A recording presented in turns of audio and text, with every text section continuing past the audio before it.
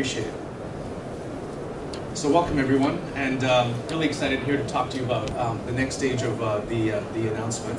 And I'm going to cover two things, and we'll get into a Q&A with our guests as well as we go through it. And I'm actually going to demonstrate to you some of the capabilities of the things that we're announcing.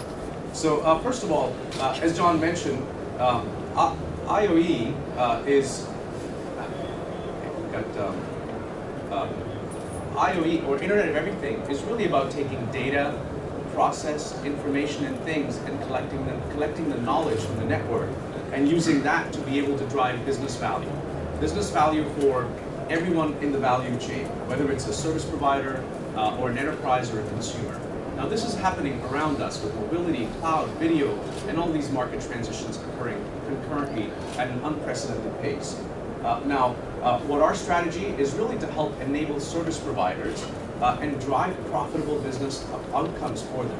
And the way we're doing that is by creating and generating and innovating new services that are network-based, connecting those networks to clouds and clouds with each other.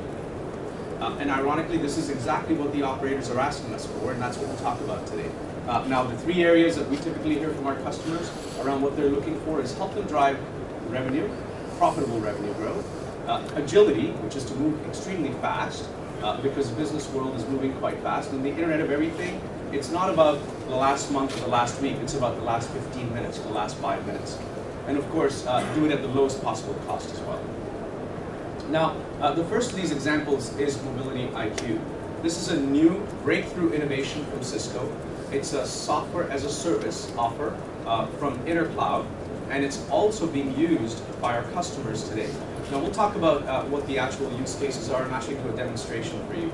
But essentially what we're doing here is we're taking knowledge from the network and taking that knowledge and extracting it and visualizing that knowledge for different audiences in the same food chain or value chain. And we'll talk about what those are and how they use this information. So Kelly, when you think about it, what's so unique? Is it really combining Wi-Fi capability with the cellular side? And why is it complete? Why is it easy? Why is it fast?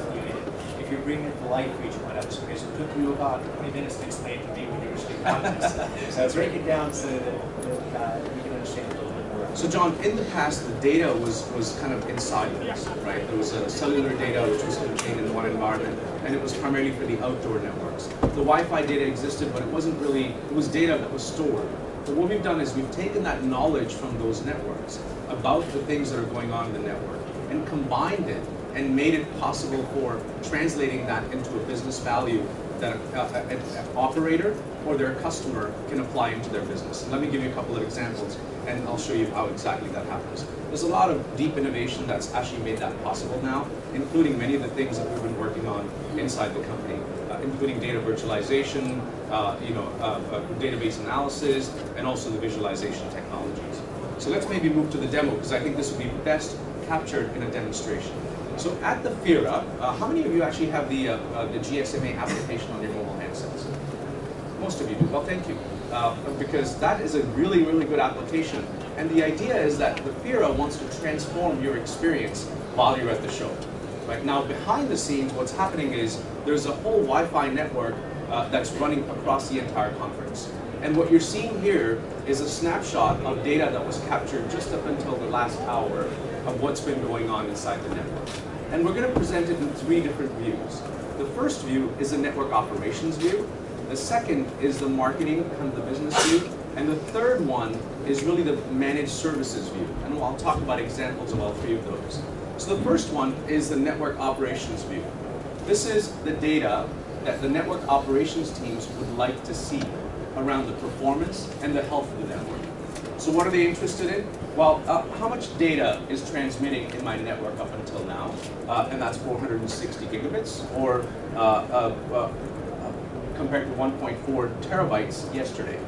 How many devices are actually in the, let's go into here, and you actually see the bar graphs on that data and the progression. Aggregated and, of course, designed in a very simple and easy to use way. How many devices are actually on the network as of today? And how many devices were there yesterday? What we noticed yesterday was the peak number of devices that we detected was about 131,000 devices. of which only about a third were connected. And that actually kind of correlated to this room when I asked how many people actually have the application. Those were all of you that raised your hand are probably the ones that are connected. We can also look at traffic usage by time. And we can also look at how much was it, which hour today compared to which hour yesterday. We can look at the peak hour by users, when the most users were online and when they were not. We can actually look at the heavy usage. And typically, the audience in this room is the heavy usage for capturing information and uploading it to the sites that you do with videos and pictures. But we can actually see where that usage is occurring and in the last 5 minutes and the last hours.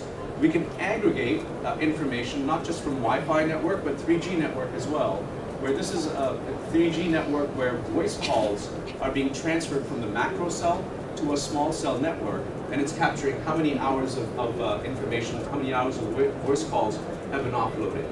We can also look at things by access points to say which access point, which area of the network is actually the busiest. So Hall 2 this morning is the busiest with the most amount of traffic, and we can actually see how that changes as you go from different halls from one to the other. Now if we go back to, this is again the network operations view, where the audience is the performance and health of the network. If we do the same thing to the marketing person, the marketing view is the following, which is now the marketing person is interested in saying, what's happening and how can I translate that to some value for things that I can do to change the customer experience. So for example, the marketing folks want to know at the arrival time, what was the peak arrival time of the folks coming into the conference. So we have a by 15-minute interval, the window of how that's being tracked. We also have the top halls by move-in. They might want to know where to put certain advertising, where to charge more for certain billboards, and where to maybe do some things that they might need to by hall. So it shows that 30% of the devices in the last hour were actually coming in from hall 3. If you go back, we can actually see social information, which is one of the most active social sites that are being currently used in the environment. And it looks like, well, Skype has been used 3 gigabytes, and WeChat has been used about 180 megabytes today. We can also look at additional information by roamers. We can look at it by conversion rate in terms of actual people getting on to actually associating onto the network. And also, as we talked about, the halls by users as well as we had before. So all of that very useful for the marketing team to then tailor some particular offers.